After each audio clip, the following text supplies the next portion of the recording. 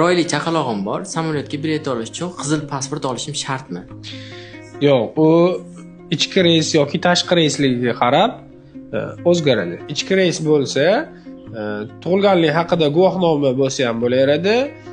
Bolalarga, kattalarga ID karta yoki qizil pasport bo'lsa bo'laveradi. Ammo chet davlatga chiqish uchun tug'ilgan chaqaloqdan boshlab barchaga qizil pasport kerak bo'ladi. Ayolim, siz safarga farzandimni bir o'zim olib ketmoqchiman. Qizil pasport o'zi yetarlimi? Xo'p, ruxsatnoma kerak bo'ladi. Uni yo pasport olganingizda pasport stolda pechat urdirib olsangiz bo'ladi, yoki notarius orqali tasdiqlatib olsangiz bo'ladi. 16 yoshga to'lgan bo'lsa bola o'qishga yoki qandaydir safarga o'zi yakka chiqmoqchi bo'lsa, ota-onasini ruxsati kerak bo'ladi. Bunda hamroh shart emas. Sayohatingiz uchun eng kerakli ma'lumotlar berib boraman. Menga obuna bo'lib, yaqinlaringizga ulashishni unutmang.